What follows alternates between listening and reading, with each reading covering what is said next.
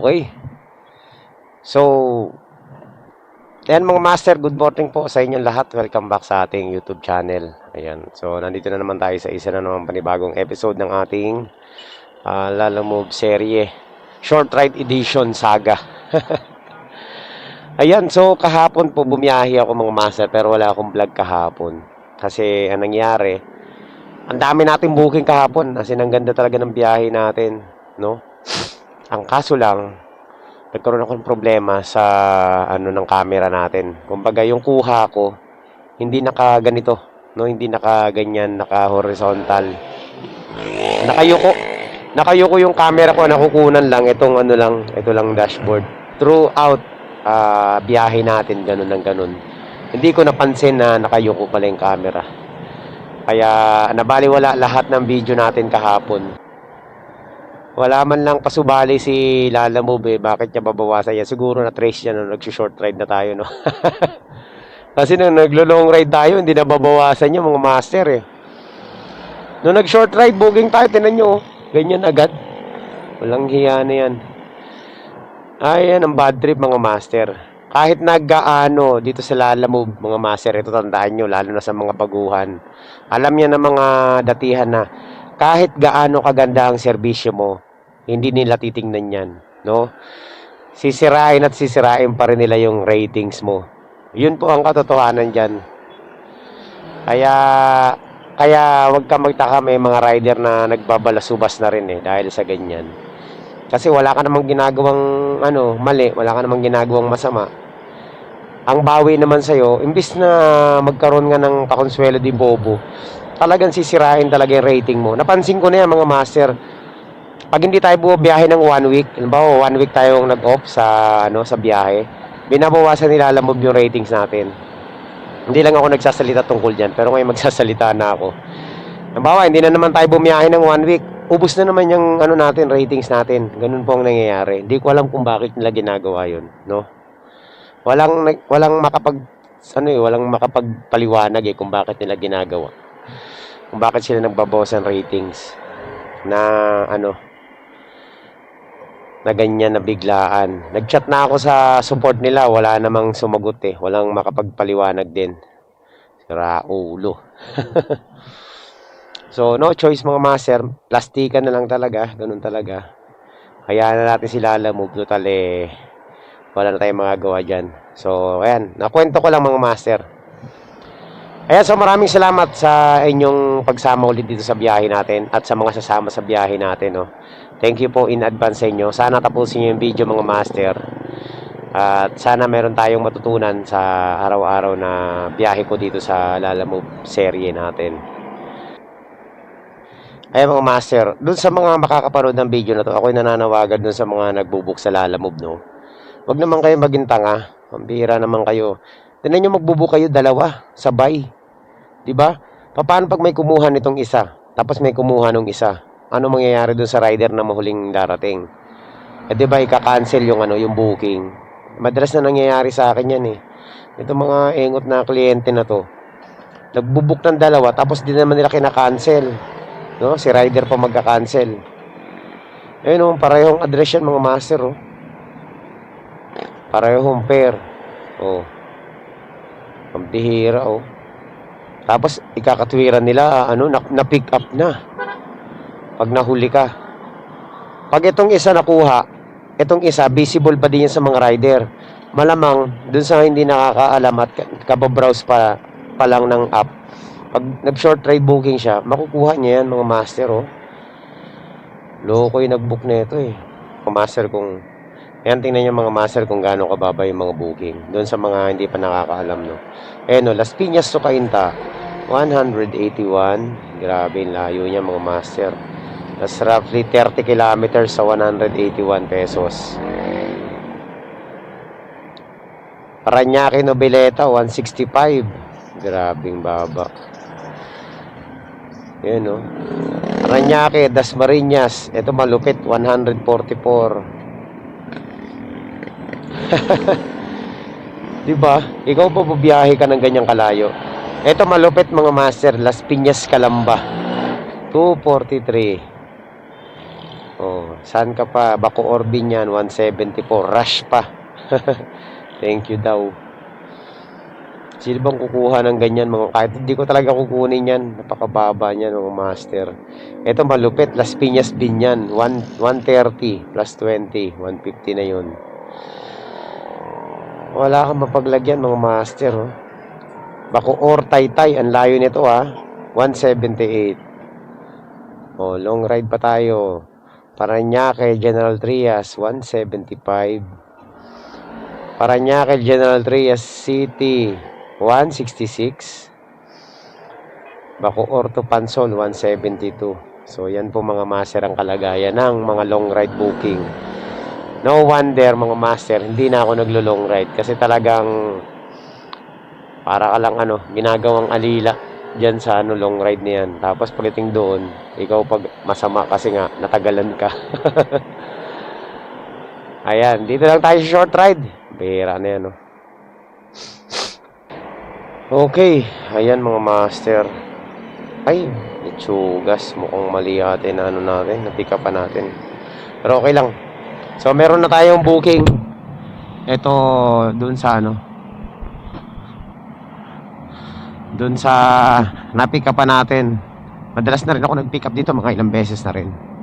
So, maganda rito kasi mga master. Merong priority fee to pag nagbo-book to. Tapos, nag-priority fee siya ng 100 pesos.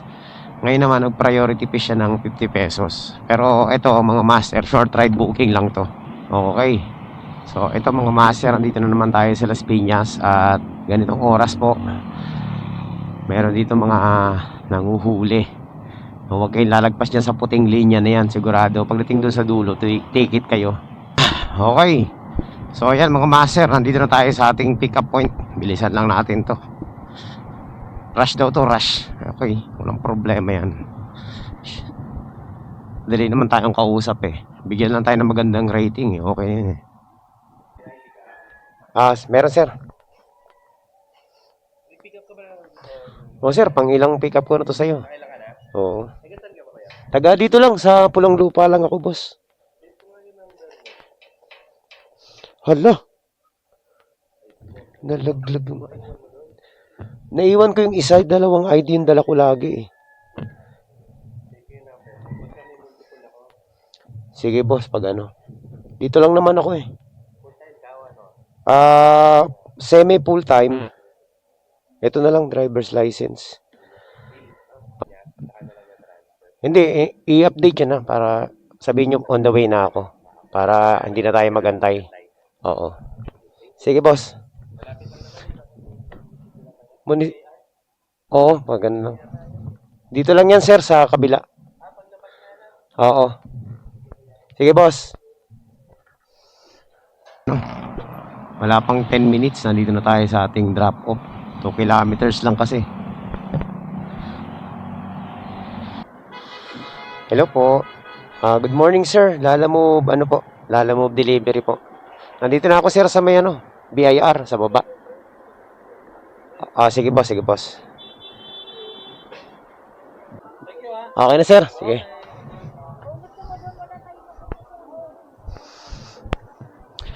Alright, first pick up ang master. First pick up at first drop off. Nakakuha tayo ng regular customer.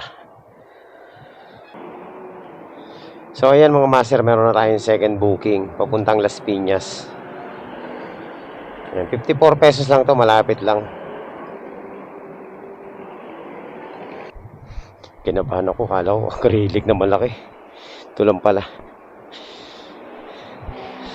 So ayan mga master, meron na tayong first pick up. Mura lang. Mga yung mga ganitong kalalapit na booking mga master, 2 kilometers, 3 kilometers, didiretso ko na to. Hindi na ako nag-aantay ng kasabay.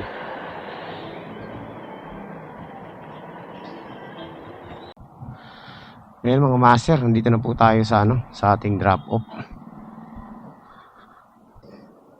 Ito ma'am, 54 lang. Ay, okay na. Yan na. May tip tayo Thank you po. So ayan, meron na tayong pick up. Dito lang to. Short ride lang mga master, 50 pesos lang. Dito na tayo sa ating pick up point. Tawagan na natin yung kliyente natin dito.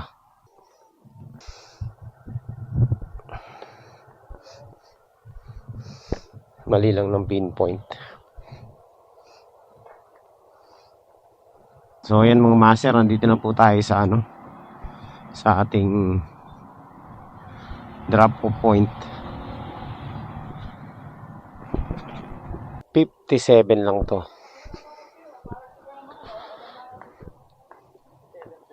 57 lang, boss. Ayan, salamat. Okay. So ayan mga master, meron na tayong pick up. Ano to? Frozen. Dito lang sa amin. Hindi ko kinukuha to kasi medyo mabigat. Kaso nagdagdag. Ayan, nagdagdag siya. Malapit lang naman ang drop off. Hindi ko lang trip kanina. 66 pesos kanina, ngayon nagdagdag ng 20. 86 pesos. Walang kumukuha. Edi tirahin na natin to. 6 kilos. Para sa 3 kilometers or 4 kilometers. 3 kilometers lang to Not bad. Tingnan natin mamaya kung gaano kalayo yung drop off natin. Kasi may mga paikot-ikot pa dito Wala naman. Oo.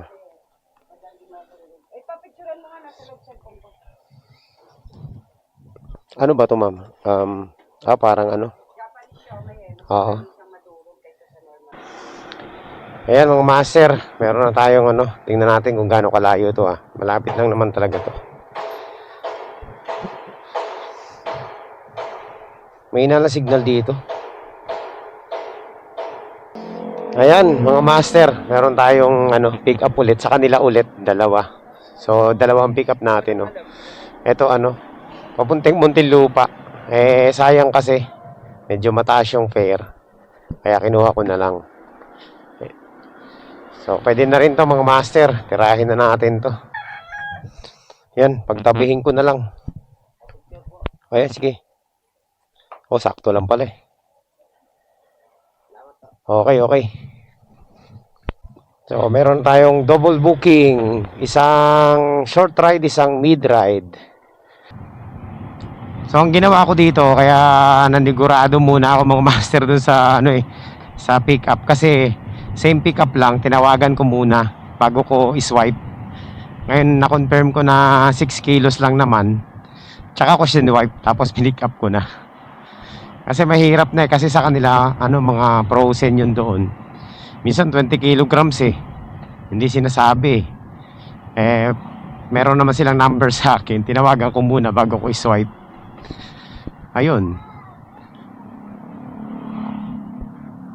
Pagkasabing 6 kilos lang, tsaka ko sinwipe. O di sigurado na ang dala lang natin mga master 9 kilos lang lahat-lahat.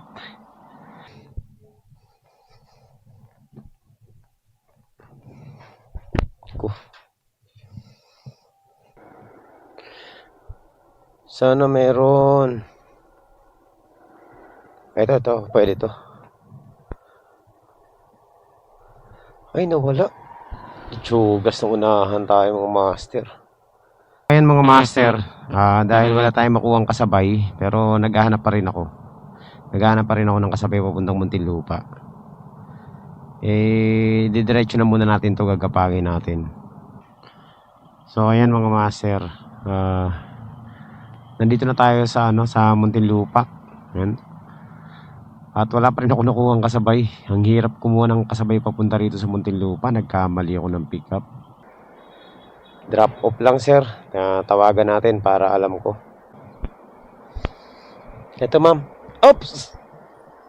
Medyo mabigat. Kulang pa. Ma'am, ano po? 143. Ano po ito pa yung nakalagay sa Lalamove Okay. Ayan, salamat. Galit pa. 129 lang daw binabayad niya. Yan ang problema kay Lalamove. Paiba-iba.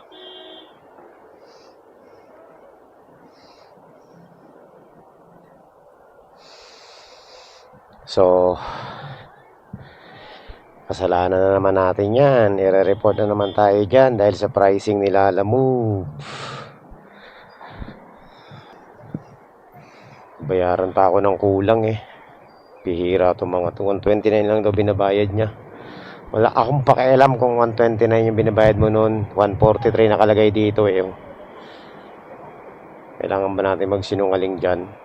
Kailangan pa tayo. Buti binilang ko. Hindi kasi ako nagbibilang minsan ng ano eh. O di sana na lugi tayo. 143 nga nakalagay eh, di ba? Ayan oh, laki-laki na nakalagay 143. Tapos bibigyan niya lang ako ng 129. Kasi daw 129 lang daw ang binabayad niya. Merong ano, tawag nito, may sariling presyo.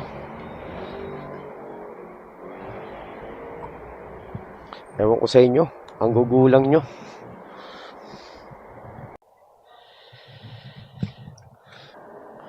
Manghihirap kumuha ng booking dito sa ano, sa tawag nito, Muntinlupa, papuntang Las Piñas ha. Litsugas na yung mga master o bad trip oh. Ayan, na-report na tayo. Bumaba na naman yung ano ko, yung ratings ko, hayop na yan no. Bad trip yung mga kliyenteng ganito eh. Hindi marunong umintindi. Akalain mo, report tayo mga master dahil siningil lang natin yung tamang presyo na binigay nila Lalamove.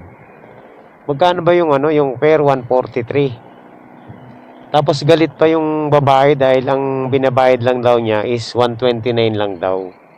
Wala tayong pakialam doon kung nagbabayad siya ng 129 kasi nagkakataon naman talaga na paiba-iba yung pair nila Lalamove eh. Ayop na yan oh. Bad trip yung mga ganitong tao. Barya na lang eh. Kung 129 yan, hindi ko kinuha yan papunta rito sa Muntinlupa, mga master. Kaya ko lang siya kinuha kasi 143. Medyo naka-high demand ng konti. Kaya pinick up ko na. Tapos yan, na-report tayo dahil siningil lang natin yung para naman sa atin. Yung para lang sa atin.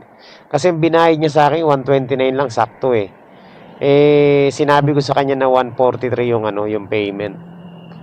Diba? Tapos pinakita ko pa sa kanya yung booking eh. Nagrereklamo yung babae dahil 129 lang daw ang binabayad niya pag nagpapabook siya. Wala man akong pakialam dun kung 129 yung binabayad niya kada book eh, tayong natapat na medyo mataas eh. Hindi marunong umintindi itong mga to. Kakabad trip. Ito naman sila Lalamove, kinampihan pa. Itsugas na yan oh. Nakakawalang gana talaga master. Hindi man lang tinanong nila Lalamove kung magkano yung pair. Siguro report ako ano, sobra yung hiningi ko. Tingin ko yun yung ano eh, kaya ang bilis bumaba ng ratings ko eh. Kanina mababa na yan dahil nga ewan ko ba bakit bumaba ngayon, bumaba na naman dahil lang tingin ko dahil dun sa babae na yun. Report tayo. Well, hindi naman natin siya ginulangan mga master, di ba? Patas naman tayong naningil, hindi nga tayo nanghingi ng sobra eh, sakto lang eh. Kung magkano lang yung nakalagay sa booking, yun lang yung siningil natin, 143. Pero binabayad niya sa akin 129 lang. Siyempre, hindi naman tayo tanga para tanggapin yun na ano, kulang yung binayad niya. Kung magkano yung dineclare nila Lalamove, edi yun ang sisingilin natin. May sarili siyang presyo eh. Pero hindi maganda rito mga master. Report tayo na sobra yung siningil natin. Nag-agree naman sila Lalamove. Ayop na yan. Bad trip. Ay nako. Uubos talaga pasensya mo eh no. Ayan, bumaba na naman yung rating natin. Kaya pala hirap tayo makakuha ng booking oh. Diyos may mga tao talagang ano, hindi marunong umintindi at makaunawa. Pakonsuelo di bobo na nga lang. Sakto na nga lang siningil natin. Wala man tayong inihinging ano, sobra. Report pa tayo. Meron mga ganun pag-iisip eh no. Grabe. Pinakita mo na lahat yung booking. Ayaw pa rin paniwalaan yung nakalagay sa Lalamove. tumalupit, tayo pa rin ang mali. Tsugas na yan, oh. Master, nakachamba rin dito sa Alabang first time, no? So, puntahan na natin to. Papunta Las Piñas.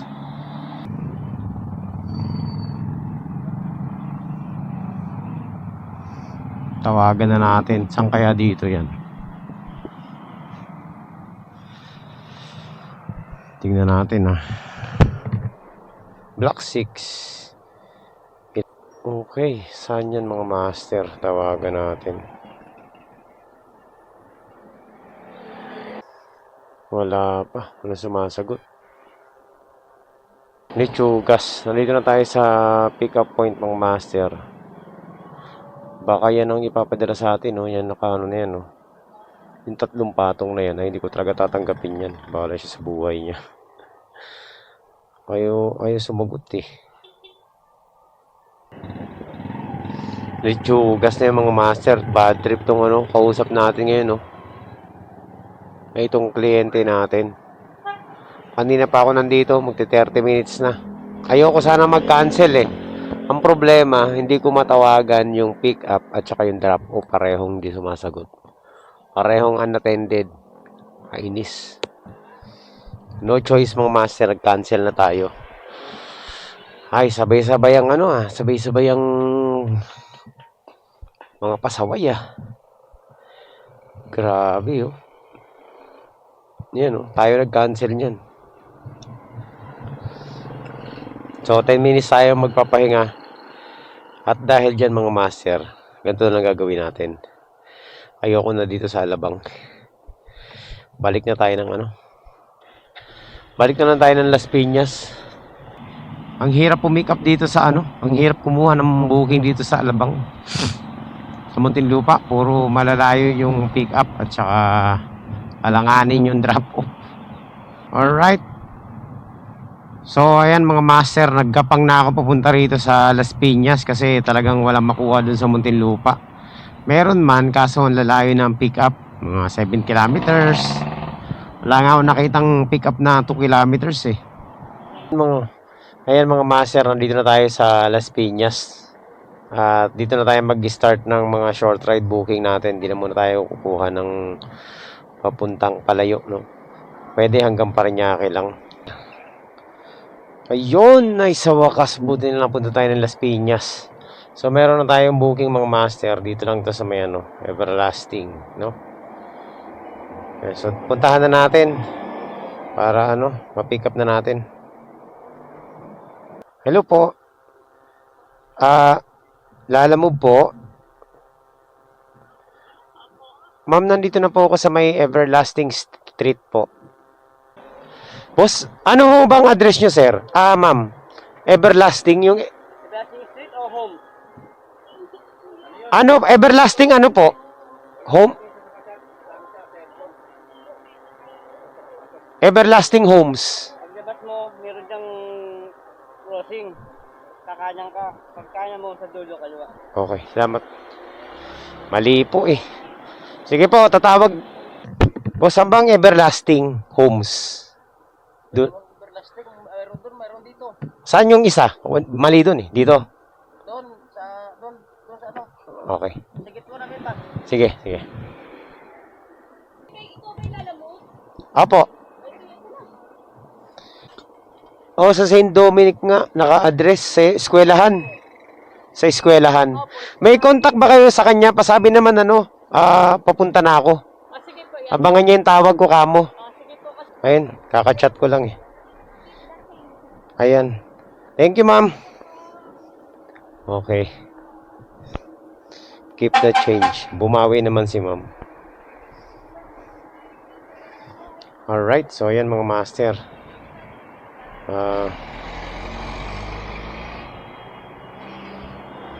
Okay, so na-drop off na natin yung ating parcel. Ito sa may eskwelahan, no? At ayan, okay naman yung ano, yung tawag nito, yung delivery natin dito. So, balik tayo ng Las Piñas kasi ayoko dito sa Bacoor kumuha ng booking dahil palayo. Tatawid lang naman tayo ng tulay kaya ayun, puntahan na natin, no. Balik tayo ng Las Piñas. Tsaka meron din akong tiningnan dyan kasi kaya ako sinadya dito sa Bacoor. So, let's go. Balik na tayo ng Las Piñas. Kuha pa tayo ng booking. Marami pa tayong booking na pwedeng makuha. Ayan na nga mga master. Tapos na ang ating biyahe. Hindi na ako tumuloy sa biyahe, no. Naka-anim na booking lang tayo dahil umuwi ako sa bahay. Nagpahinga ako. Hindi na ako nakabalik. Tinamad na ako. May mga ginawa kasi ako eh. Yan. So, yung mga naging client natin, okay naman. Wala masyadong tip mga master. Right, so yun lang mga master. Hanggang dito na lang muna ang ating vlog, no. Maraming salamat po sa inyong lahat sa pagsama nyo rito sa ating sa ating biyahe ngayong araw na ito. Ayan, so magkita-kita po tayo sa susunod na updates. Ayan, maraming salamat po sa inyong lahat. God bless po.